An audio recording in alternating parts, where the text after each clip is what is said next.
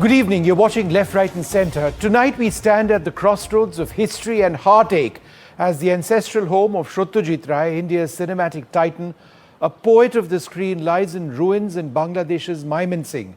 This is no mere demolition of brick and mortar. This is the shattering of a cultural bridge, a boon to the soul of Bengal and a glaring symbol of the plummeting ties between Dhaka and Delhi.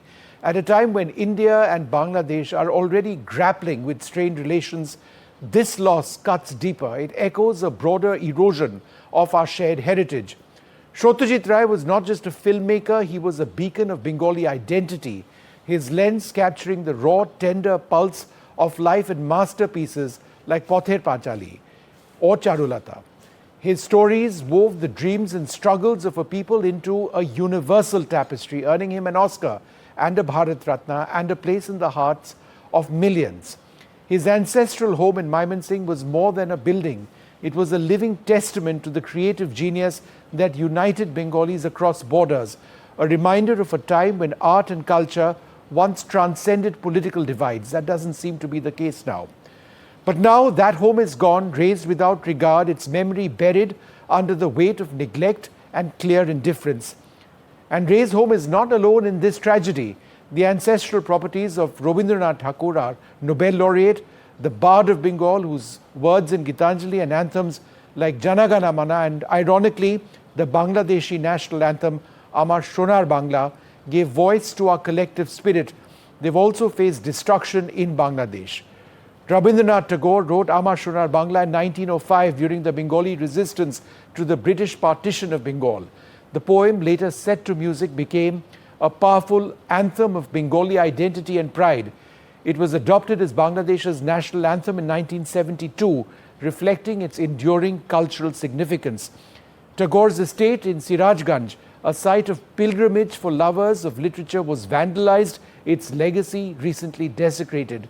These are not isolated acts, they form a pattern, a troubling signal that the cultural threads binding India and Bangladesh are unraveling. The demolition of these sites, tied to two of Bengal's greatest icons, feels like a deliberate severing of a shared past, a rejection of the heritage that once fostered unity. Why does this matter? Because Ray and Tagore are not just India's pride, they are Bengal's heartbeat, their legacies a bridge between nations.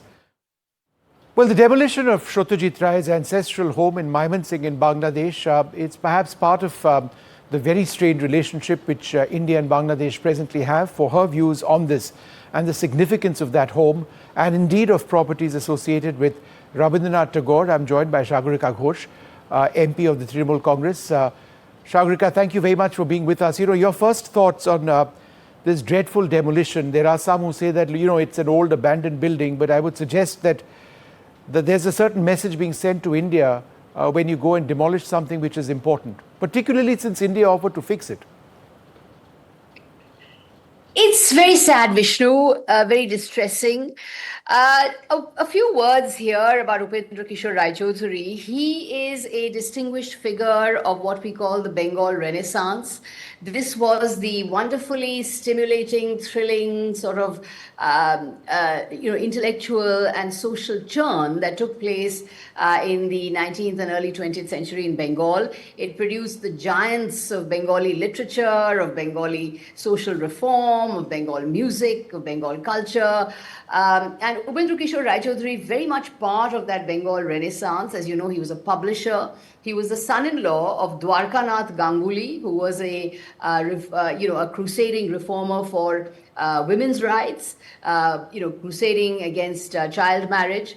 Dwarkanath Ganguly's second wife was Kadambari, who was the first woman doctor, actually first woman doctor in South Asia, in India. And their grandson, of course, is Satyajit Ray. Upendra Kishore Raichaudhuri was the publisher of a children's magazine called Sandesh.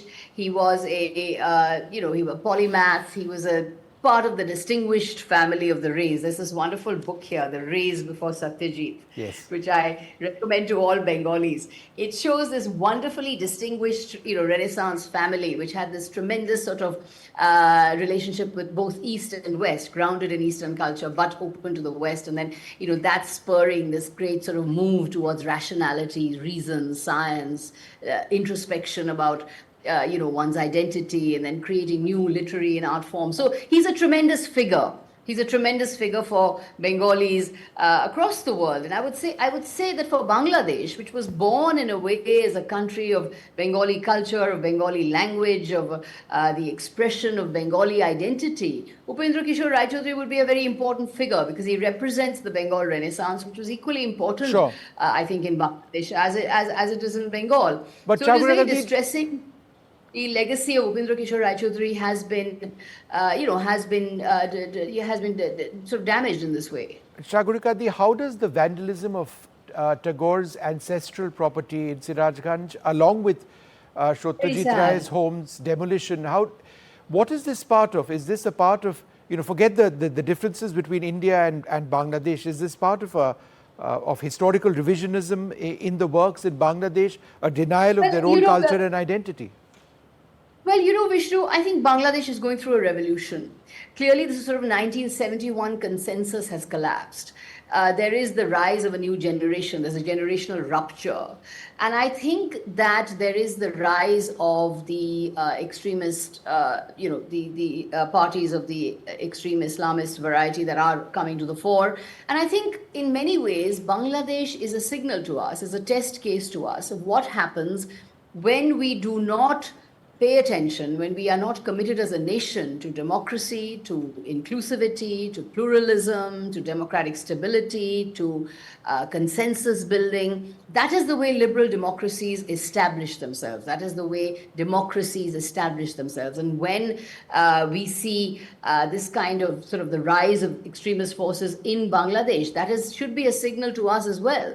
What happens when we don't commit to pluralism? What happens when we don't commit to secular ideas? What happens when we don't commit to plural ideas? Then there is the rise of this kind of extremist tendencies, which destroys our heritage and our legacy. So I think that it's very important that as far as a test case of democracy and liberal values and plural values is concerned, we learn from what's happening in Bangladesh. We should learn to guard our pluralism, to guard our inclusivity, to guard our traditions of democratic stability.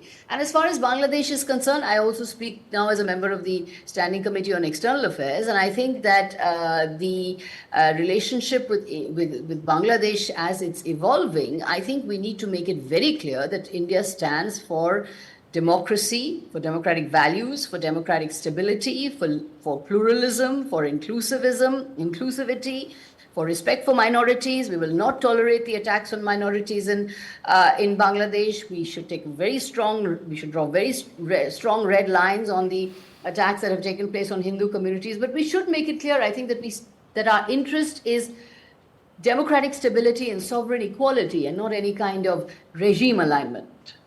A final question: is Mamata Banerjee personally distressed by what is happening? First with the properties associated with Rabindranath Tagore, and now this, because she's spoken about it. Absolutely.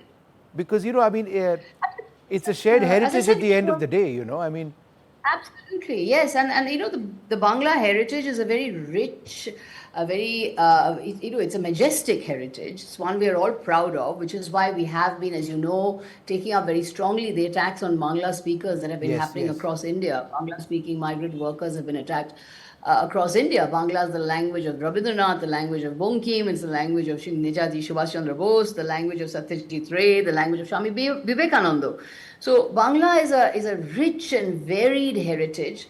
It is the heritage of many, many devotional traditions, Vaishnavism, Shaivism. We have just, as you know, built a very grand Jagannath temple in Bengal. There are very strong traditions of Vaishnavism in Bengal. We have, the literary traditions are, of course, magnificent.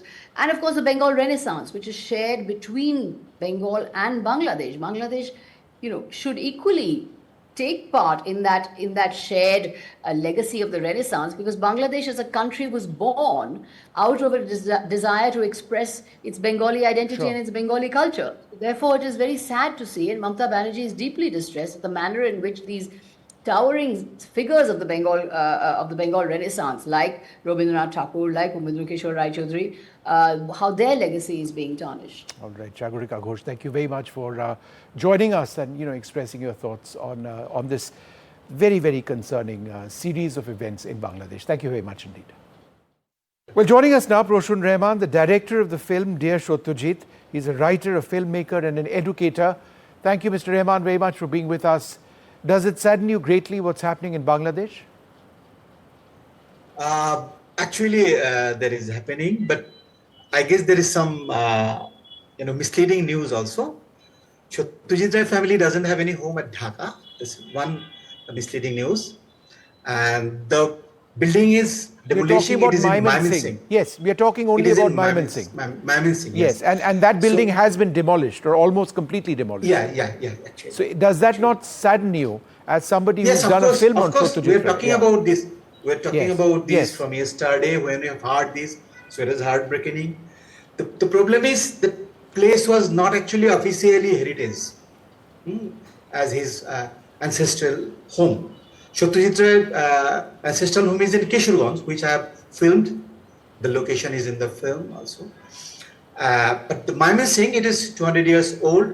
It's from colonial era. The building was given to Child Academy at 1989, and it was abandoned from 2007, and it was actually broken down almost.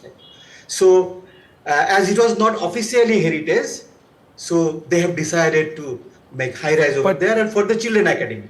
Yeah, but isn't that sad that if you've got a heritage structure, even if it's been in poor condition, and given the fact that the government of India said, look, we'll pay for the repairs, let's fix it up. It is a shared... Bangladesh government has that ability to repair, and it is happening. We're protesting to save all the heritage from Hrithik Ghatak's. All three maestros have born over here, you know that. Not Satyajit Ray doesn't born over here. Hrithik Ghatak born over here. Rabindranath Tagore's, homes or he has museums. 2 homes. Yeah. Yes, a museum has gone as well. There is no, not one. Everything is okay. Even Mrinal Sen also, another maestro, he has born here. His home is partly saved and partly got high-rised. And it is abandoned for a long time. No, but does it not? Protesting. Does it not? One second. Does it not deeply offend you that this is happening? Of course, that properties attached to Rabindranath Tagore, who wrote Amar Sonar Bangla, Satyajit Ray, who's, he's an Oscar winner, a great person, an extraordinary filmmaker, that's why I made and a cultural icon to him. That's why I made a but what is this a part of? Is this a part of centenary forces in Bangladesh basically sending a message to India? No. I don't think there is any kind sort of conspiracy or anything. The lot of heritage place. There is a lot of place in now Bangladesh 64 district. The bigger district is 19 district. In every district there is a lot of heritage places. There is a lot of, but not all are officially recognized as heritage, which can save. But this is the situation. But Mr. Rehman, this is Satyajit Ray. Elsewhere, it's been an attack on property associated with Rabindranath Tagore. Satyajit Ray's own home is very nicely saved. Right, but this is an ancestral home. Still, it's okay. This is an ancestral home attached to his family, right? Is there any dispute in that? That his grandfather's father is a Hari Krishna Ray. Yes. There is a road. And there is a building, but beside that building, there is another heritage called Shoshilas. These all are okay. This was almost broken down, but we believe that should be also saved in right way. Should be also saved. But it's now too late, right? But that, of course not. It was saving. We have protest for every home. When Hrithik Ghatak's father's home was given to a homeopathy college, we have protest. And when Mrinal Sen's home was given to other person, we have protest, and these are saved. And Satyajit Ray's actual home is nicely saved. It is in Kishorganj. It is not in Mymensingh. It is in Kishorganj, where I have filmed. I have visited several times, even which is very near to my village home. It was nicely saved. It was renovation started at 23. It has completed this year. Even there is a resort to stay over there, those who are going to visit. But the house is broken in Mymensingh. It was old. It was abandoned at 2007. It was not, But let me not tell in our that viewers shape, a little bit about the history of this house, sir. This was Satyajit Ray's ancestral home, the ancestral home of Ray's grandfather and the eminent literateur Upendra Kishore Rai Chaudhary, formerly used as the Mymensingh Shishu Academy, that is being demolished for a new semi-concrete structure, right? It belonged to the eminent literateur Upendra Kishore Roy Chaudhary. Why? Because apparently it's in a state of disrepair. But surely, given the cultural sensitivities, more could have been done on this building as well. Vishnu, I'm confirming you, the place was abandoned at 2007. At 2007, it was not in that shape to do anything. Even the Upendra Kishorai's actual home in Kishorganj, it was also not in that shape, but it has saved. It has saved. Right. So some are saved and some clearly but not saved. That place also, that was Satyajit Ray's Upendra Kishorai's actual home in Kishorganj. That was heritage, officially heritage, and that was saved in every way possible. All right. But So the some building are was in saved, Mymensingh. It was abandoned for long before. It was not even that quality to renovate. Right. That was in that situation. Actually. All right. Okay, Mr. Rahman, fair enough. Thank you very much for being with us. It is still, and I'm glad to know that you agree. Sad that these historic structures are going. Every heritage site should be saved. That was our vision.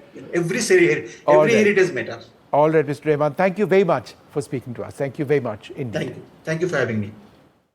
Well, joining us now, Shopun Dasgupta. Somebody has been watching, these developments for a period of time. It's terribly sad what has taken place. How, Shopunda, does the demolition of Satyajit Ray's ancestral home in Mymensingh, in a sense, contribute in a very big way to the strained India-Bangladesh relations, given its perceived erasure of shared Bengali cultural identity and a shared heritage? Well, Vishnu, political troubles are not necessarily unique. We've had strained relationships in the past between India and Bangladesh, depending on political regimes. And, to that extent, we can take that as part of the game.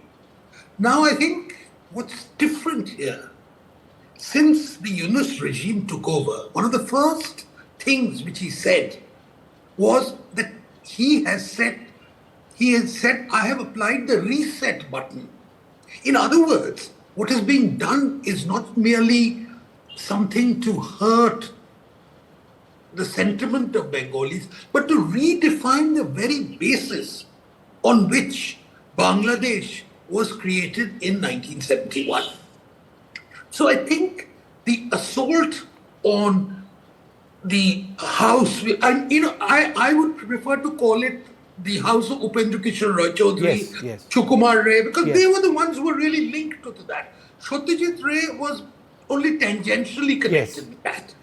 Then the more important thing, the assault on a library which had Rabindranath Tagore's was named after Rabindranath in his own ancestral house. Yeah. Then the destruction on August the 5th on the cultural center named after Indira Gandhi. Now remember, Indira Gandhi, we might look upon her in different ways, but she was one of the creators of Bangladesh. And an entire library which was created in her name, which housed the literature on both sides of Bengal, that was vandalized and burned to a cinder. But most important, on August the 5th and somewhat later, everything connected with Sheikh Mujibur Rahman, who was the father of the nation. Yes. Rashtrapita, as they called him. The man whose face adorned their currency notes. His house, the 32 Dhanmondi, which was one of the symbols of the liberation struggle, that was demolished. First it was half burnt, and then subsequently they went in there with bulldozers. So what's happening in Bangladesh is something very, very disturbing. it's more than a change of government or even a change of regime. What's happening is a deliberate attempt to change a mentality, to show that the separation in 1971 was contrived.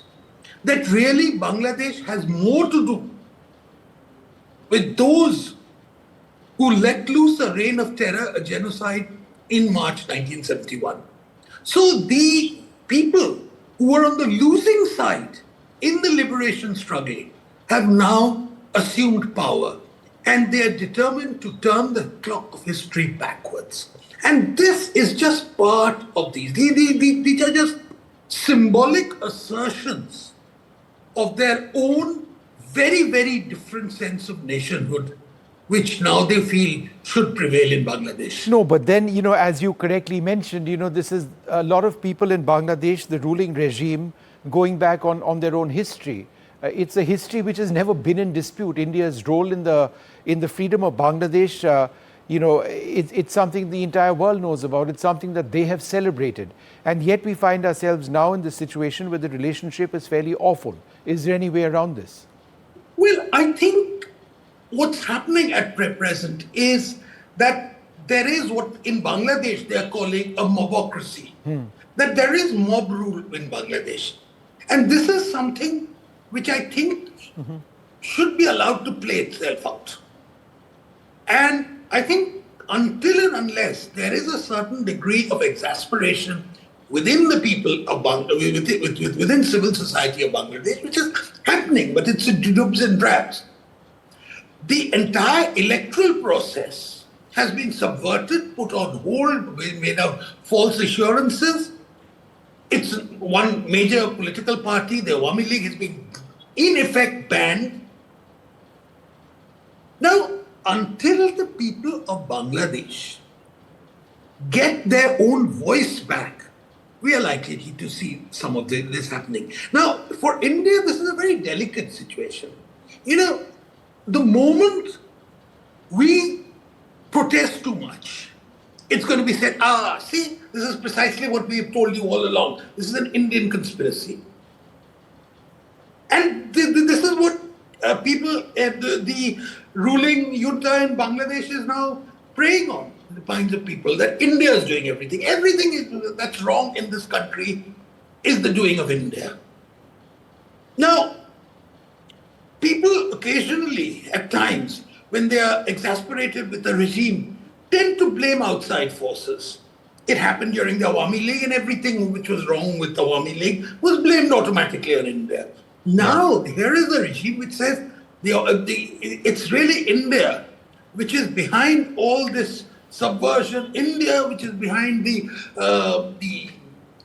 fall in demand of the garment exports, the power shortage, everything else, price rise, meat prices going up, everything, economic distress, everything in India. We have taken a policy that we are not going to interfere at all.